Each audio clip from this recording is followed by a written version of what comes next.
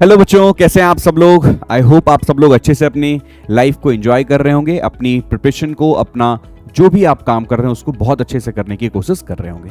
तो आज मैं ये जो सेशन आप लोगों के लिए लाया हूँ, ये एक्चुअली फर्स्ट ईयर वाले बच्चे और जो सेकेंड ईयर वाले बच्चे हैं उन लोगों के लिए ज़्यादा इंपॉर्टेंट होगा, क्योंकि इस ईयर को बोला जाता है इंजीनियरिंग का foundation year, majorly first year and then second year. तो फाउंडेशन के टाइम में बनते वक्त आप सब लोग को मालूम है कि फाउंडेशन जितना स्ट्रांग होगा, आगे के सुपर स्ट्रक्चर आपके उतने ही मजबूत होते हैं। तो इस टाइम कुछ मिस्टेक्स जो शायद मैंने किए होंगे अपने पास्ट एक्सपीरियंस में इंजीनियरिंग में, या मैंने देखा होगा, और वही एक्सपीरियंस मैं आपके साथ शेयर करने वाला हूं इसमें। So I am going to talk about top 7 mistakes जो आप करते हो इन अ फर्स्ट ईयर या इन अ सेकेंड ईयर, जब आपका कॉलेज का प्रोसेस चल रहा होता है, तो वहां पे आप ये मिस्टेक्स करते हो। सबसे पहला मिस्टेक जो है आपका प्रोक्रास्टिनेशन इन द सेंस कि आप अपने कॉलेज के वर्क को, चाहे वो क्लास रिलेटेड वर्क हो, चाहे वो एक्स्ट्रा करिकुलर जो आप कर रहे हो, या जो आपके कुछ लैब वर्क कर रहे हो, या फिर आपने कोई एक्स्ट्रा रिसोर्सेस आपने ट्रेनिंग ली है, या जो भी आप पार्ट कर रहे हो, इन सब में आप बहुत ज़्यादा प्रोक्रास्टिनेट करते हो, बहुत ज़्यादा डिले करते हो, एक्चुअली वर्क नहीं करते हो। द रीज़न बीइंग आपको वो थोड़ा सा फेल्योर का डर रहता है। But I am telling you very very frankly to all of you, engineering is all about कि आप ट्राई किए, फेल हुए, ट्राई किए, फेल हुए, थोड़ा आपका सेटबैक लगा, फिर आपने हिट बैक किया, तो ये एक प्रोसेस चलेगा। तो इससे आपको डरना नहीं है, प्रोक्रास्टिनेशन वाले पार्ट को आपको ओवरकम करना है। तो पहला चीज जो आप मिस्टेक्स नहीं कीजिएगा वो है प्रोक्रास्टिनेशन का। दूसरा मिस्टेक जो आप लोग करते हो वो है टाइम मैनेजमेंट का। देखिए, हमारा जो इंजीनियरिंग का कोर्स डिजाइन हुआ, इसमें जो सब्जेक्ट्स हैं ये टाइम टेकिंग सब्जेक्ट्स होते हैं, क्योंकि यहाँ पे आपकी डीप लर्निंग होगी, टाइम टेकिंग सब्जेक्ट्स हैं, तो एक प्रॉपर टाइम मैनेजमेंट बहुत जरूरी होता है। इसलिए आप डेली या वीकली अपना एक शेड्यूल प्रॉपर प्लान कीजिए और फिर उसको फॉलो करने की कोशिश कीजिए। तो time management will be a very very important part for all of you. ठीक है, अब टाइम मैनेजमेंट में एक पार्ट जो आप एक्स्ट्रा एड ऑन रख सकते हो कि आपको अपने कोर्स वर्क और अपना जो एक्स्ट्रा करिकुलर एक्टिविटीज हैं, इन दोनों का जो बैलेंस आपको बना के चलना है, बहुत अच्छे से करके चलना पड़ेगा। थर्ड पार्ट जो है वो है आपके यहाँ पे बेसिक्स और फंडामेंटल्स पे आपको पूरा ध्यान देना है, जो आप अवॉइड करते हो। So avoiding basic concept and fundamentals in the first year and second year of engineering, ये आप बहुत करते हो। तो अगर मैं आपसे बात करूं तो इस फेज में समझो, आपका जो फर्स्ट ईयर का कोर्स होता है जनरली वो इस तरीके से डिजाइन होता है कि जो आपने 11th 12th ये सब में जो आपने पढ़ा है उसका एक रिवीजन हो जाए, एंड देन फिर आप आगे जो अपने लाइफ में पढ़ने वाले हो, second third year fourth year में जो आप आगे पढ़ने वाले हो, या फ्यूचर में और आगे जो पढ़ने वाले हो, वहां के लिए एक आपका फंडामेंटल्स तैयार हो जाए। तो फर्स्ट ईयर के जो आप सब्जेक्ट्स भी देखोगे वो सारे फंडामेंटल्स रहेंगे या बेसिक्स कंसेप्ट के सब्जेक्ट्स रहेंगे। तो इसको आपको बहुत अच्छे से स्ट्रॉन्ग करना है, क्योंकि अगर आप इससे दूरी बना लिए, ये आपके क्लियर नहीं हुए, तो आप कंसेप्ट से बहुत गैप बना लोगे, कंसेप्ट की क्लैरिटी आपको नहीं दिखेगी। तो उसके लिए इस फर्स्ट ईयर वाले पार्ट में अपने बेसिक कंसेप्ट पे, बेसिक फंडामेंटल्स पे आपको खूब ध्यान देना है। तो ये मिस्टेक्स आपको अवॉइड करनी है। आई होप आप बात समझ चुके हो। फोर्थ जो है आपका वो है asking for help that you do not do. I know many of you are tried to do individually in your college work, which is not the good way to do. आपको asking for help means आप अपने college में जो seniors हैं उनसे आप कैसे help ले पा रहे हो, अपने जो लैब अटेंडेंट्स हैं उनसे कैसे हेल्प ले पा रहे हो, आप अपने प्रोफेसर्स जो हैं उनसे कैसे हेल्प ले पा रहे हो, आप में जो क्लासमेट्स हैं उनसे कैसे हेल्प ले पा रहे हो। तो ये चीज़ भी आपको सीखनी है।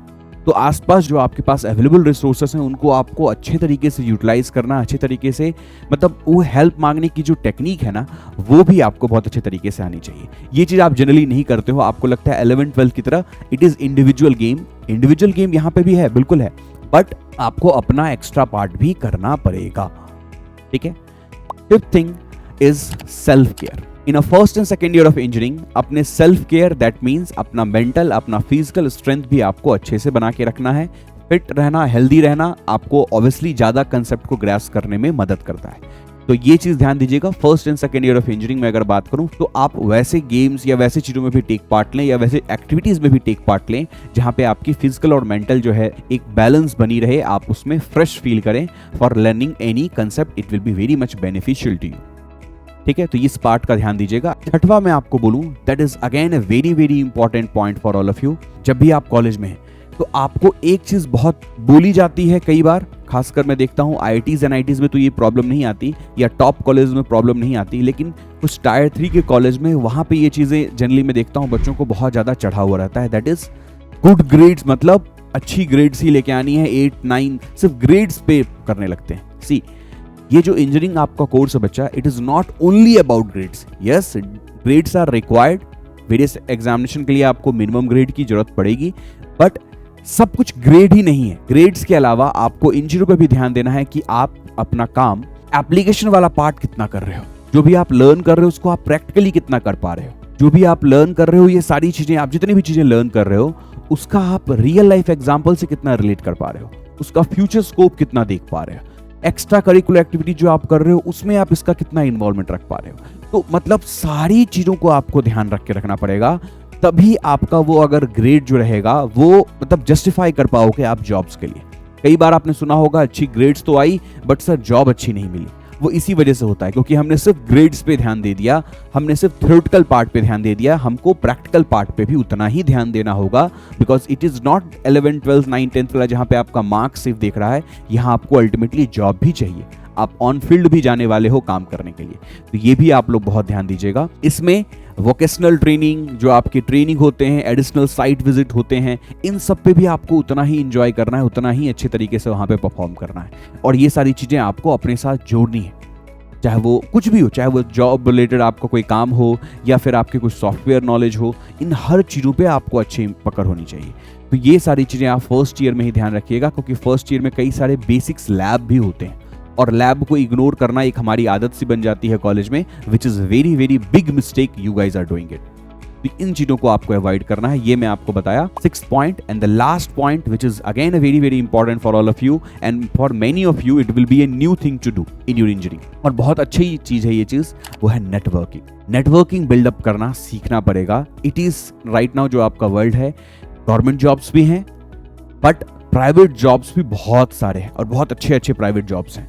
सो इन दैट केस नेटवर्किंग एक आपको बहुत बड़ा पार्ट रोल अदा करता है। नेटवर्किंग मींस यहाँ पे मैं किस नेटवर्किंग में उस नेटवर्किंग की बात नहीं कर रहा कि अपने नीचे 4 आदमी जोड़ो, I am not talking about that. आप नेटवर्किंग की मैं बात करूं तो अपने सीनियर से आप कितना अच्छा नेटवर्क बना के रखे हो, जो प्रोफेसर्स हैं उनसे कितना अच्छा नेटवर्क बना के रखे हो, जो आपके कॉलेज में अगर कुछ PhD वाले स्टूडेंट्स हैं उनसे कितना अच्छा नेटवर्क बना के रखे हो, जो मास्टर्स के स्टूडेंट हैं उनसे कितना अच्छा नेटवर्क बना के रखे हो, जो आप साइट विजिट किए वहाँ पे जो आपके बहुत सारे वेरियस आपको एम्प्लॉय के साथ आपने काम किया, किसी दूसरे कंपनी के एम्प्लॉय के साथ काम किया, या आपने ट्रेनिंग प्लेसमेंट वाले पार्ट में वेरियस कंपनी से बात करते हो वहाँ पार्ट किया, ये सब नेटवर्किंग का पार्ट है, ये सब नेटवर्किंग का पार्ट है।